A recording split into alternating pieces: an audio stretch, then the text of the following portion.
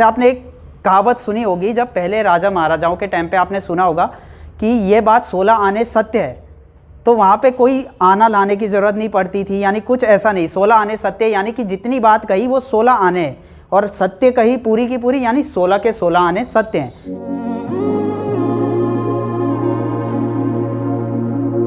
Hello दोस्तों, हमारे YouTube channel PRK एडुलाइटमेंट में आपका स्वागत है।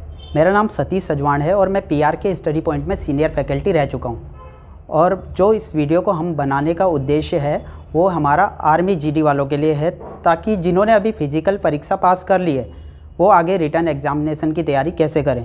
उसमें आपको जो मेन दिक्कत होती है वो आपके गणित विषय में होती है। गणित विषय को लेकर जो आपके मन में भय है, आप उसकी वजह से क्या करते हैं कि आपने GS को अपना आप ईजी बनाया हुआ है कि हाँ हम वो पढ़ लेंगे, और मैथ को ना भी हुआ तो हम 40 बाकी के जो हमारे पास 35 क्वेश्चन है वो कर लेंगे हम प्रिपरेशन ढंग से। जबकि क्या होता है GS में आप पूरा सारा कुछ नहीं कर पाते कवर, जिसकी वजह से आप मैथ की ओर भी ध्यान नहीं देते और आप तब कहीं ना कहीं अटक जाते हैं।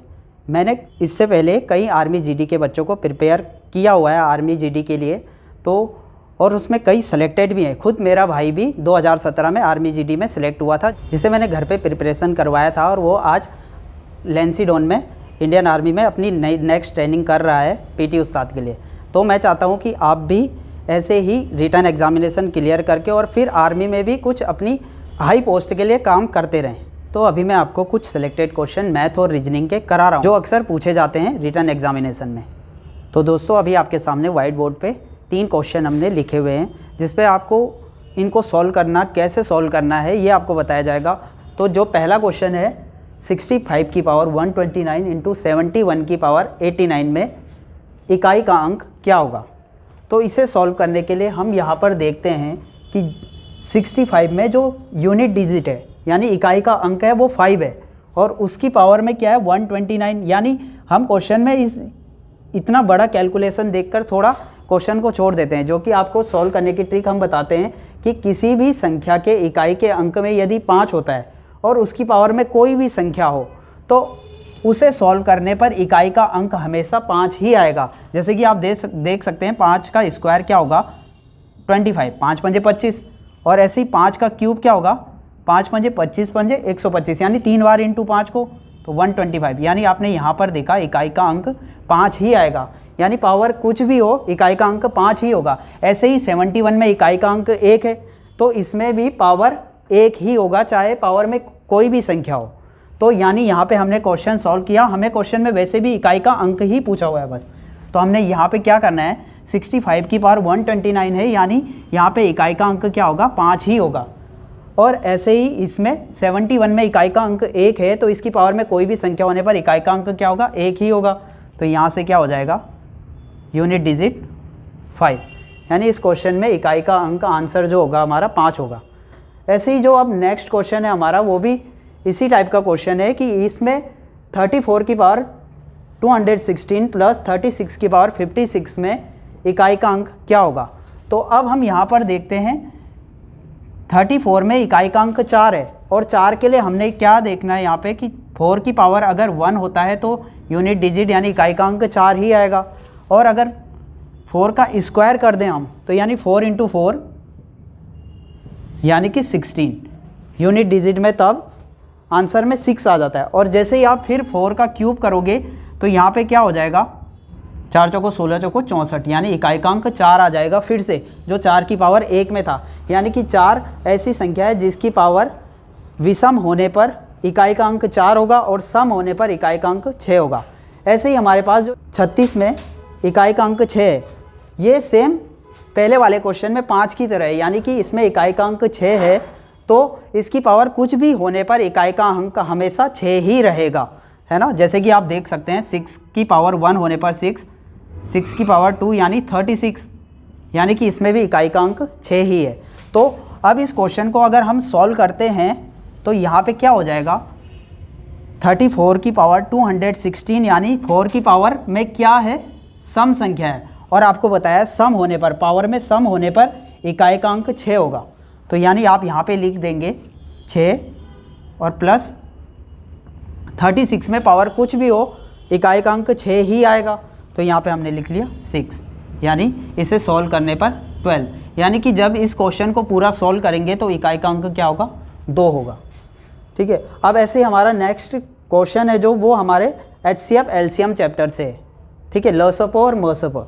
तो यहाँ से आप देखेंगे आपको फ्रैक्शन का LCM पूछा हुआ है। अभी तक आप नॉर्मल संख्याओं का LCM निकाल लेते हैं जल्दी, आपको पूछा यहाँ पे फ्रैक्शन का LCM। तो इसमें क्या किया जाता है, इसके लिए फॉर्मूला होता है कि जब भी फ्रैक्शन में आपको LCM निकालना हो तो जो अंश हैं इनमें, इन फ्रैक्शन में जो अंश हैं यानी न्यूमरेटर, आप उनका LCM निकालोगे और जो हर में संख्याएं हैं उनका HCF निकालोगे, तो ये तब पूरी फ्रैक्शन का LCM हो जाएगा। तो अब हम यहाँ पे देखेंगे 2, 3, 4 और 9 का हमने निकालना है LCM। 2, 3, 4 और 9 का LCM। तो इससे हमारे पास जो मेथड होता है क्या होता है, 2, 3, 4 और 9 का LCM हमें निकालना है। तो हम सबसे छोटी संख्या से देखते हैं, कोई 2 संख्या जो कट रही हो। तो यहाँ पे 2 से हमने डिवाइड किया, 2 एकम 2, 2 दूनी 4 और ये 9। फिर यहाँ से देखेंगे हमने जो 2 संख्याएं कट रही हो तो 3 से,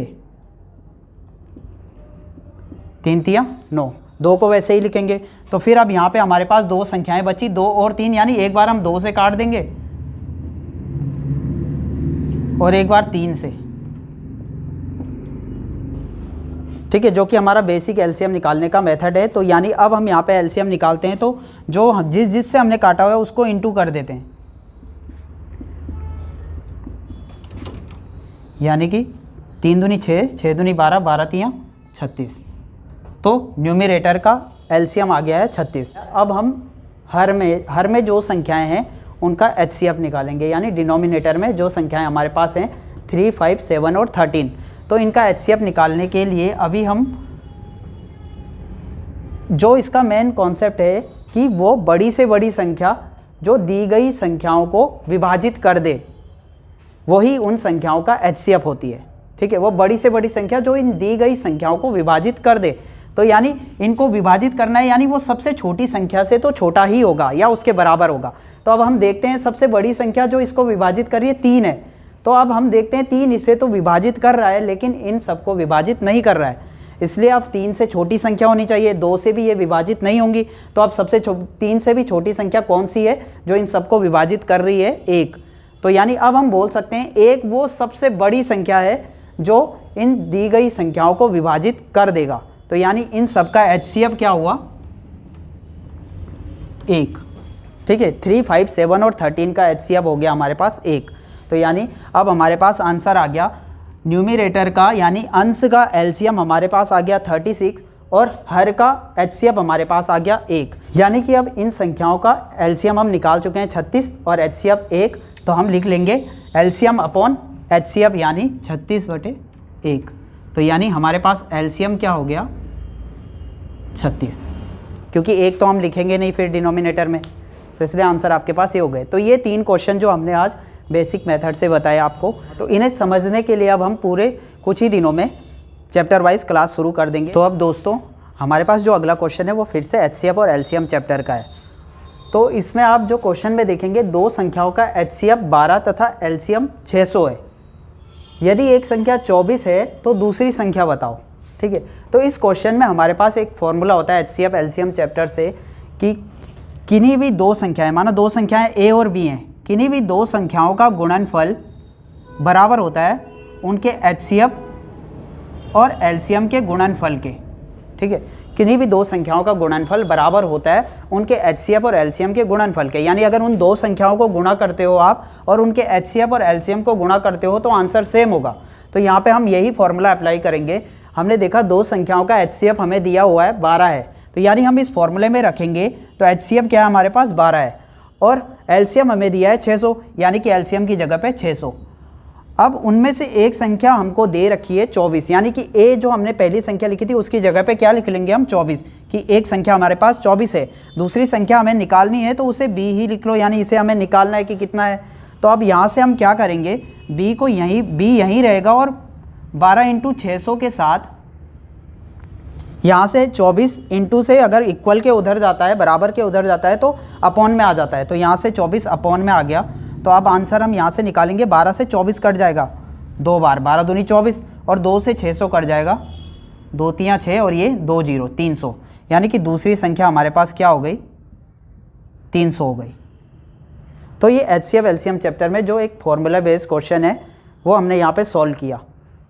अब हमारे पास जो अगला क्वेश्चन है वो हमारे पास है परसेंटेज चैप्टर से। परसेंटेज यानी मैथ में पूरा बेसिक जो मैथ का पूरा बेस है परसेंटेज। आपने देखा होगा ये हमारे दैनिक जीवन में भी काम आता है। परसेंटेज यानी प्रति 100 में से, प्रतिशत का मतलब होता है प्रति 100 में से। जैसे आपने एक कहावत सुनी होगी, जब पहले राजा महाराजाओं के टाइम पे आपने सुना होगा कि ये बात 16 आने सत्य है, तो वहाँ पे कोई आना लाने की ज़रूरत नहीं पड़ती थी, यानी कुछ ऐसा नहीं। 16 आने सत्य यानी कि जितनी बात कही वो 16 आने हैं, और सत्य कही पूरी की पूरी यानी 16 के 16 आने सत्य हैं।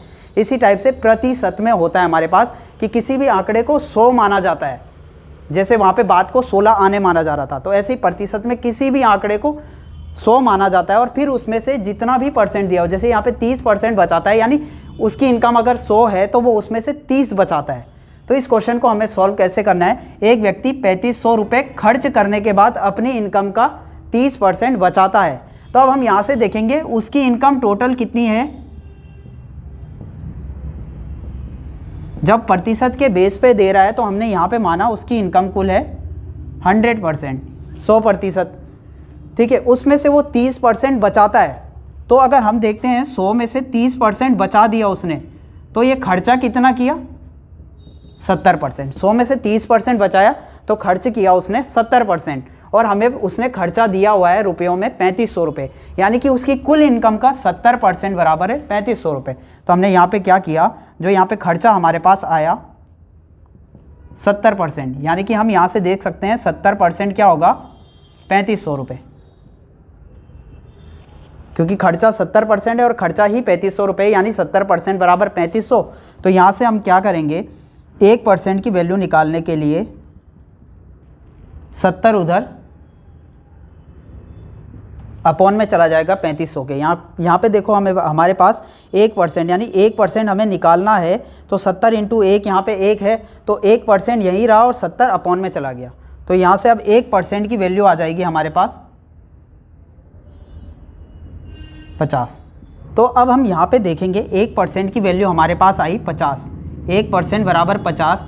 तो अब हमें 100% की वैल्यू निकालनी है, यानी कि कुल इनकम 100% जो हमने माना है उसकी वैल्यू निकालनी है। तो हम यहाँ पे देखेंगे 1% को 100% बढ़ाने के लिए 2 जीरो बढ़ाए इसमें, तो इधर 50 में भी 2 जीरो लगा दोगे, तो आंसर हो गया 5000। उसकी कुल इनकम 5000 है, ठीक है। ऐसे ही हमारे पास जो हमने तीसरा क्वेश्चन लिया है वो लिया है साधारण ब्याज से, जो कि जिसमें प्रतिशत का भी यूज़ होता है। इसलिए देखना आप हमारे पास जो पहला चैप्टर होगा वो किस तरह से उस पर डिपेंड होंगे अगले चैप्टर। तो जैसे यहाँ पे परसेंटेज पे डिपेंड है हमारा साधारण ब्याज। अब यहाँ पे क्वेश्चन दिया है 6400 रुपये का 5% वार्षिक ब्याज की दर से 4 वर्ष का साधारण ब्याज क्या होगा।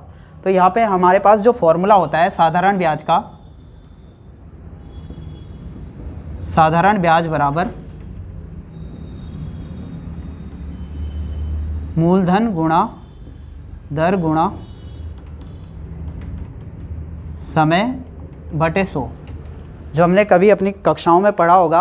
ये हमारे पास चैप्टर था 6वीं या 7वीं कक्षा में। तो यहाँ पे फॉर्मूला है साधारण ब्याज बराबर मूलधन गुणा दर गुणा समय बटे 100। मूलधन यानी जो मूल रकम है यहाँ पे जो जमा की जा रही है, और दर यानी कि किस परसेंट से बढ़ रही है। जैसे दर यहाँ पे 5% वार्षिक है, और समय कितने समय के लिए।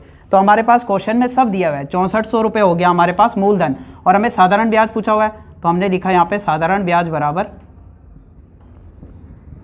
मूलधन यानी 6400 रुपये, तो 6400, और दर हमारे पास है 5% वार्षिक, तो ये 5 इंटू समय हमारे पास है 4 वर्ष अपॉन 100।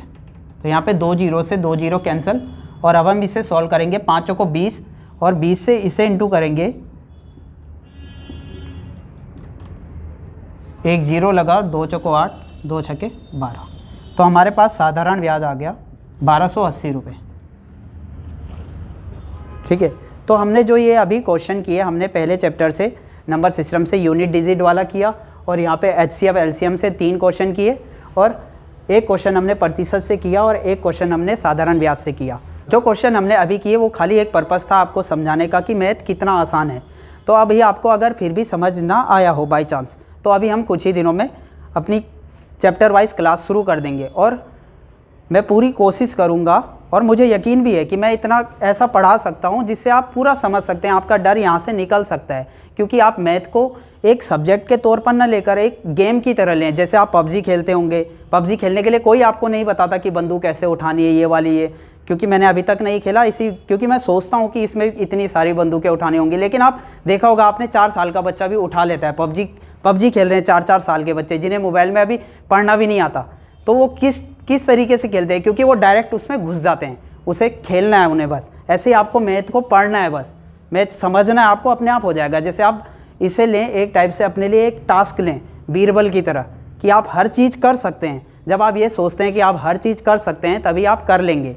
वो आपके माइंड के हिसाब से होगा कि आप इसे कर सकते हैं या नहीं। दोस्तों, अगर आपको मेरा पढ़ाया हुआ समझ में आया और अच्छा लगा तो आप हमारे चैनल को लाइक, शेयर और सब्सक्राइब कर सकते हैं, क्योंकि इसी से फिर हम आगे मिलेंगे और आप शायद तब बेहतर समझ पाएंगे। धन्यवाद।